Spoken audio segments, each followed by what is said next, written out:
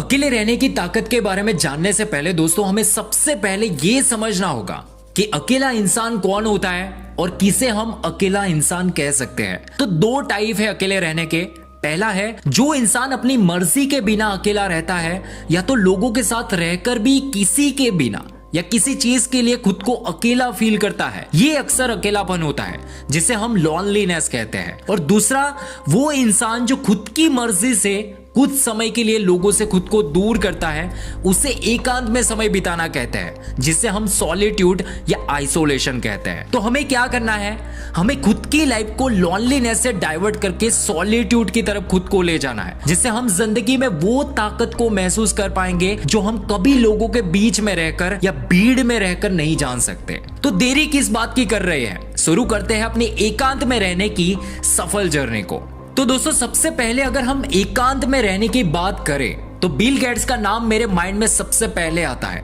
क्योंकि Bill Gates हर साल में 2 हफ्ते जिसे वो थिंक वीक कहते हैं, उसमें वो बिना किसी के साथ, बिना किसी सोशल मीडिया के, बिना किसी फोन के, अपने खुद के साथ जंगल में एक कैबिन में समय बिताते हैं, जिसमें उस वक्त वो सिर्फ बुक रीड करते हैं, अपने गोल्स के बारे में, अपनी प्रोग्रेस के बारे में सोचते हैं और बहुत डीप में क्रिएटिव आइडियाज के बारे में और अपने काम के बारे में सोचते रहते हैं। मार्टिन बुबर जो एक ग्रेट फिलोसोफर थे, वो इस पर कहते हैं कि solitude is the place of purification, मतलब कि एकांत हमारी जिंदगी का सबसे बड़ा शुद्धि का स्थान है। और सच कहूं तो दोस्तों इस दुनिया में आज आप जितने भी कामयाब लोगों को देख रहे होंगे, वो चाहे बिल गेट्स हो, वॉरेन बफेट हो, मार्क जकरबर्ग हो, एलोन मस्क हो, या कोई भी मिलियनर्स और बिलियनर्स हैं, वो सभी अपने किसी एक पावरफुल क्रिएटिव आइडियाज की वजह से आज वो अपनी फील्ड में एक्सपर्ट और सक्सेसफुल है। पर ये एक क्रिएटिव और जिंदगी बदल देने वाला आइडिया उनमें कब आया होगा,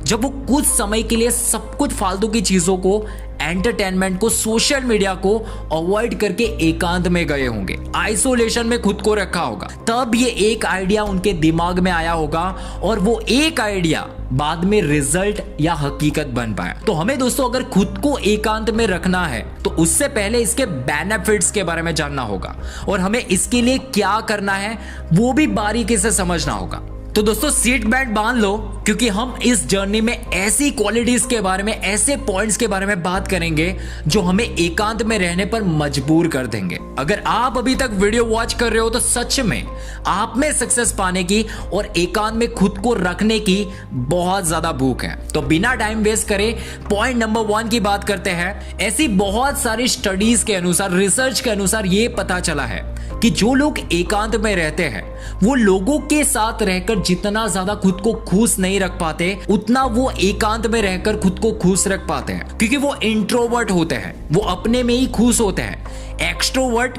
और इंट्रोवर्ट 2 अलग अलग प्रकार के लोगों के साइन है। एक्सट्रोवर्ट लोग वो होते हैं जो लोगों के साथ रहना पसंद करते हैं, उन्हें अकेले रहना जरा भी पसंद नहीं होता, वो अकेले रहने से दूर भागते हैं। और इंट्रोवर्ट लोग वो होते हैं जो खुद को आसानी से अकेले रख पाते हैं और खुद की जिंदगी को अकेले रहकर भी मजे से और शांति से जीते हैं। पॉइंट नंबर 2, आज तक जितने भी अकेले रहने वाले लोग होते हैं उनमें यह देखा गया है कि वो किसी भी प्रॉब्लम्स को आसानी से सॉल्व कर देते हैं, क्योंकि वो किसी भी प्रॉब्लम्स के बारे में डीप में सोचते हैं और समझते हैं और उनका सॉल्यूशन निकाल कर ही रहते हैं। इसलिए उनमें प्रॉब्लम सॉल्विंग स्किल्स बहुत ज्यादा तगड़ी होती है। पॉइंट नंबर 3, आज जितने भी सफल एंटरप्रेन्योर्स और सक्सेसफुल लोग हैं वो सभी अपनी जिंदगी में कैलकुलेटेड रिस्क लेकर ही कामयाब हुए हैं। कैलकुलेटेड रिस्क का दोस्तों मतलब ये होता है कि किसी भी आइडियाज पर या बिजनेस में पैर रखने से पहले या उस पर रिस्क लेने से पहले उस पर्टिकुलर फील्ड के बारे में बहुत डिटेल में जानकारी और इंफॉर्मेशन लेना, उस फील्ड के हर एस्पेक्ट्स को समझना, वो चाहे उसकी पॉजिटिव साइड हो या नेगेटिव साइड हो, उस पर बारीकी से सोचना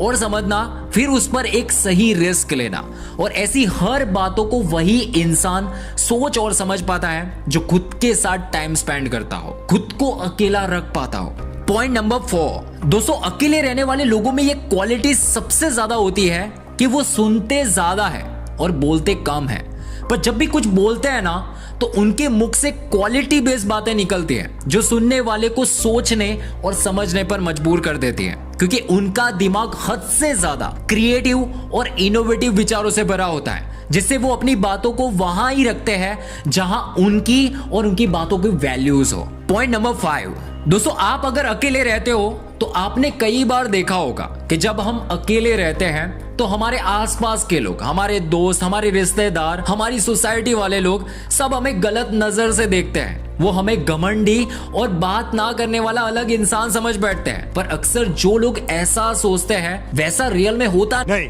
क्योंकि अकेले रहने वाले लोग भीड़ से अलग रहना और कुछ अलग कर दिखाना पसंद करते हैं। वो अपने में ही खुश होते हैं, फिर लोग उनके बारे में क्या सोचते हैं उनसे उन्हें कोई लेना देना नहीं होता है। वो बुरे लोगों से बहुत दूर रहते हैं, उनका उनके साथ कोई भी कनेक्शन या रिलेशन नहीं होता है, क्योंकि वो अपने मन की करते हैं और अपनी जिंदगी अपने हिसाब से जीते हैं। पॉइंट नंबर 6, अकेले होने की सबसे बड़ी आज तक की ताकत अगर देखी जाए तो वो है अपने दिमाग को कंट्रोल करके उसका बाप बनना। नेपोलियन हिल कहते हैं कि यदि आप अपने स्वयं के मन को नियंत्रित करने में फेल हो जाते हो तो आपको यह समझ जाना चाहिए कि आप कुछ भी कंट्रोल नहीं कर सकते। पर अकेले रहने वाले लोग सबसे पहले अपने दिमाग को खुद चलाना और कंट्रोल करना सीखते हैं, जिससे वो जिंदगी में जो चाहे वो हासिल कर लेते हैं, क्योंकि दिमाग को कंट्रोल करके जो प्राप्त करा जा सकता है उसकी कोई लिमिट नहीं है। अगर आप अपने दिमाग की ताकत का 1% भी यूज करना सही से सीख लेते हो तो आप अपनी फील्ड के टॉप लोगों में आसानी से शामिल हो सकते हो, क्योंकि दिमाग को कंट्रोल करके ही हम खुद को बेहतर और अच्छे तरीके से समझ पाते हैं और ये भी समझ पाते हैं कि हमारी एबिलिटी क्या है, हमारी स्ट्रेंथ क्या है और हम इस दिमाग का सही उपयोग करके जिंदगी में क्या क्या कर सकते हैं। Point number 7,